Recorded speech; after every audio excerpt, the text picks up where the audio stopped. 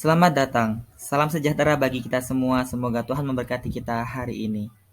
Kepada yang terhormat Ibu Dr. Fafi Inayatillah MPD, selaku dosen pengampu mata kuliah Bahasa Indonesia, dan teman-teman yang saya cintai. Di sini, kelompok kita akan mempresentasikan tentang bab laporan penelitian. Berikut nama kelompok kami. 1. Muhammad Ilham Muqarrabin, NIM 069. Nikmatul Rodia, NIM 086. Dias Noviarel Fitriani, NIM 074. Octavia Santoso, NIM 090. Vina Idarotus Saadah, NIM 100. Adelia Radinka Zahra, NIM 103. Cahyaning Selomita, NIM 107. Laporan penelitian. Laporan penelitian merupakan karya ilmiah resmi yang dapat dipertanggungjawabkan secara ilmiah. Biasanya, penelitian ini dilaksanakan di dalam kehidupan masyarakat, seperti di kelas, di laboratorium, maupun kegiatan penciptaan karya seni.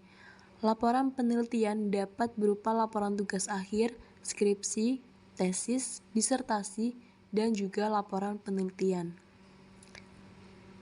Laporan penelitian ini terdiri dari 3 bagian. Yang pertama yaitu bagian pembuka. Bagian ini berisikan halaman judul, halaman pengesahan, halaman persembahan dan moto, kata pengantar, daftar isi, daftar tabel atau bagan, dan juga daftar istilah atau singkatan. Bagian yang kedua yaitu berisikan isi. Bagian ini terdiri dari pendahuluan, landasan teori, metode penelitian, hasil dan pembahasan, serta simpulan dan juga implikasi. Kemudian pada bagian penutup ini berisikan daftar rujukan dan juga lampiran. Yang pertama, halaman judul. Halaman judul adalah halaman sampul depan. Hal yang perlu diperhatikan dalam membuat judul adalah dengan teknik memenggal kalimat judul. Halaman judul ini memuat hal-hal sebagai berikut. Yang pertama yaitu judul. Yang kedua, pernyataan keperluan. Pernyataan keperluan ini berisikan untuk kepentingan apa tulisan tersebut disusun. Yang ketiga yaitu logo yang digunakan harus sesuai. Yang keempat yaitu ada nama penulis, dan yang terakhir yaitu ada nama lembaga. Nama lembaga ini dituliskan dari lembaga yang tertinggi sampai lembaga penyelenggara, kemudian diakhiri dengan tahun penyusunan. Yang kedua yaitu halaman persetujuan. Jika laporan berupa skripsi, maka halaman persetujuan berisi pemberian persetujuan dari pembimbing. Laporan penelitian yang lain juga terdapat halaman persetujuan ini. Halaman persetujuan terdiri atas nama penulis, judul tulisan, tanggal persetujuan, dan tanda tangan pembimbing. Teks yang terdapat dalam halaman persetujuan ini terdiri atas satu kalimat. Teks yang dimaksud biasanya diawali dengan kata skripsi oleh ... atau laporan penelitian oleh ...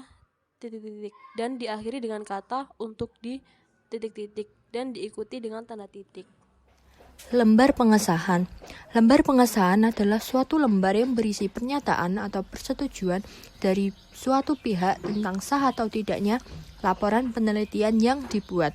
Halaman ini berisi ucapan terima kasih dari semua pihak yang terlibat dalam laporan penelitian dan ditandatangani oleh penguji. Jika lembar penelitian ditandatangani, laporan penelitian resmi disetujui dan melewati masa pengujian dan revisi oleh tim penguji. Halaman ini berisi dari nama penulis, nomor pendaftaran, fakultas atau jurusan, judul, tanggal pengesahan, tanda tangan tim peninjau, dan tanda tangan dekan fakultas.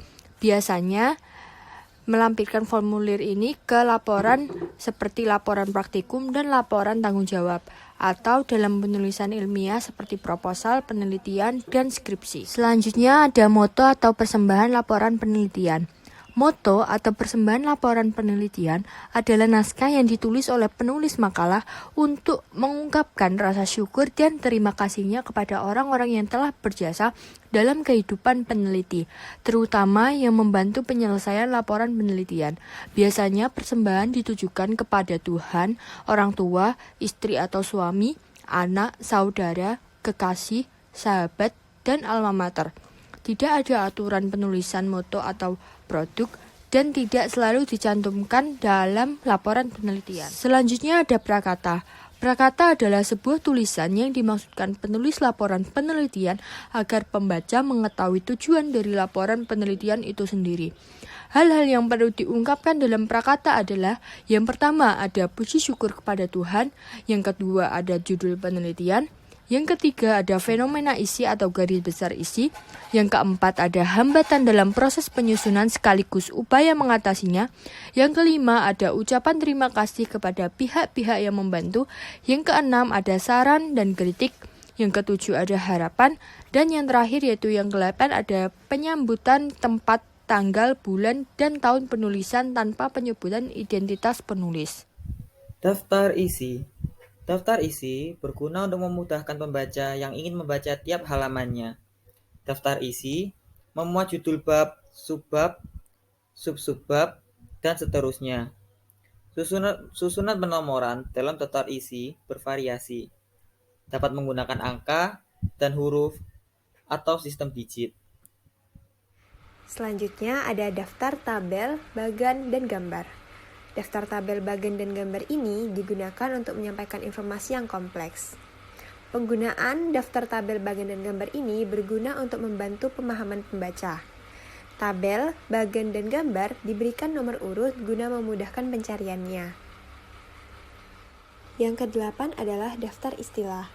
Daftar istilah adalah kumpulan istilah-istilah yang digunakan dalam bidang ilmu yang disusun menurut abjad dari atas sampai ke bawah.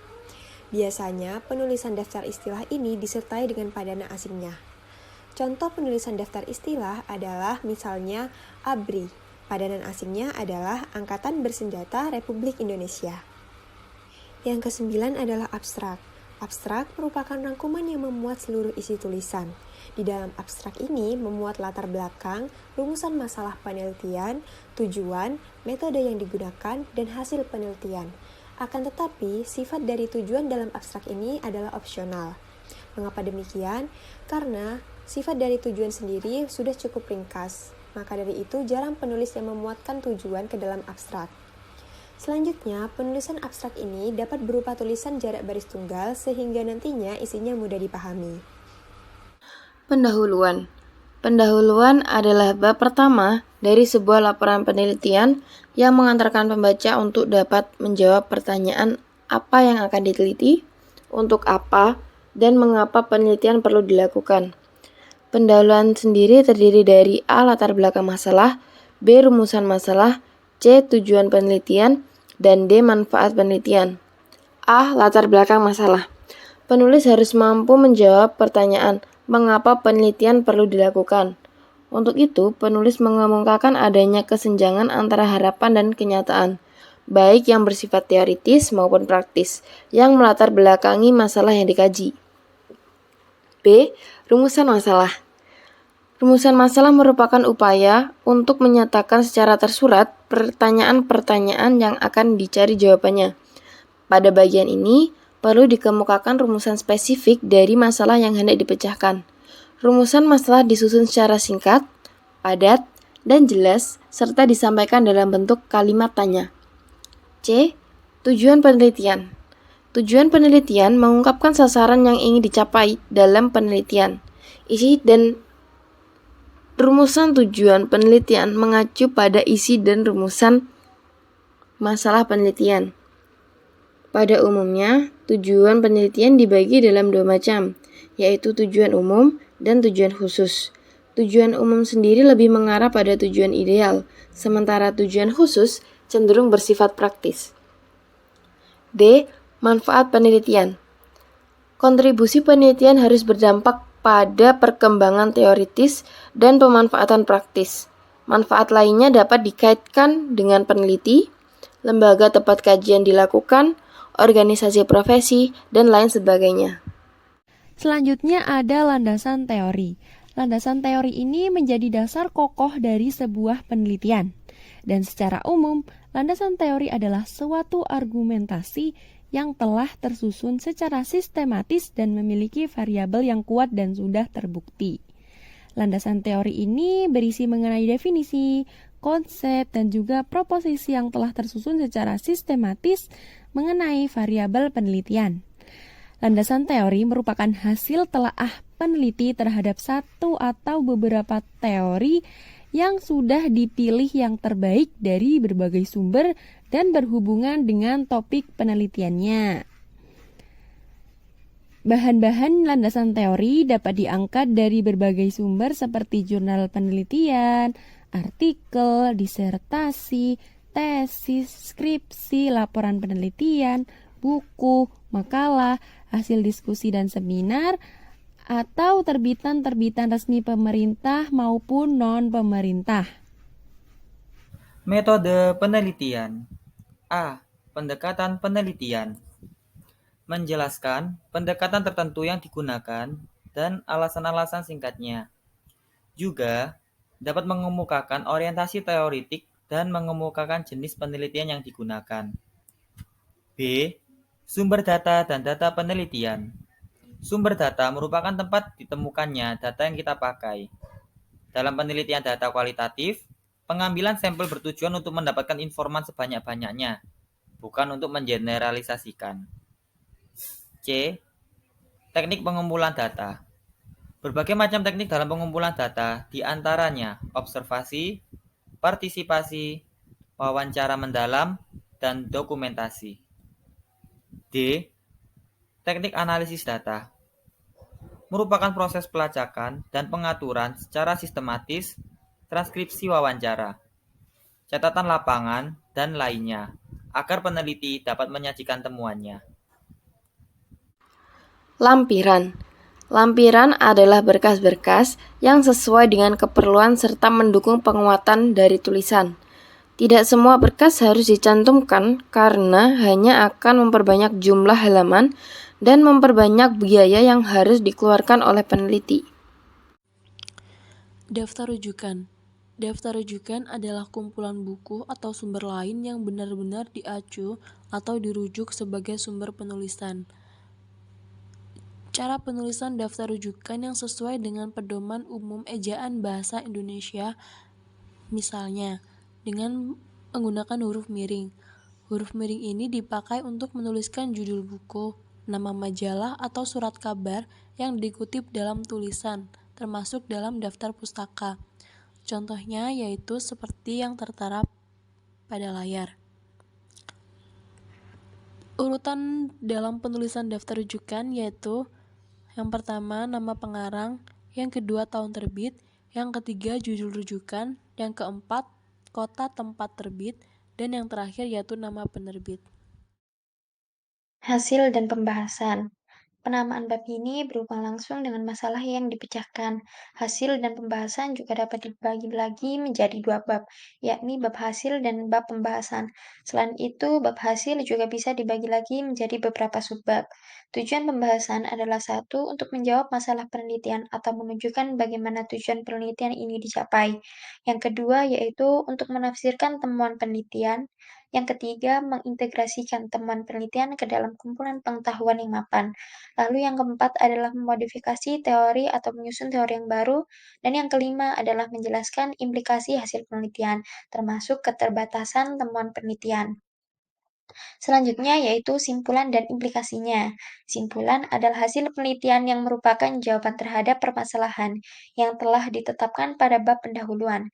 Simpulan ini berbeda dengan rangkuman maupun dengan ringkasan. Simpulan bersifat singkat, padat, dan jelas. Cara penyajiannya juga dapat dengan uraian atau dengan poin-poin atau rincian. Kesimpulan. Laporan penelitian dapat berupa laporan tugas akhir, skripsi, tesis, disertasi, dan laporan penelitian. Laporan penelitian merupakan karya ilmiah resmi. Laporan penelitian terdiri dari bagian pembuka, isi, dan penutup. Bagian pembuka terdiri atas halaman judul, halaman persetujuan, halaman pengesahan, mutu atau persembahan, prakata, daftar isi, daftar tabel, bagan, gambar, daftar istilah, dan singkatan, dan abstrak. Bagian isi terdiri atas pendahuluan, landasan teori, metode penelitian, hasil dan pembahasan, serta simpulan dan implikasi. Bagian penutup terdiri atas daftar rujukan dan lampiran. Sekian presentasi dari kelompok kami. Bila ada salah kata, mohon maaf dan terima kasih.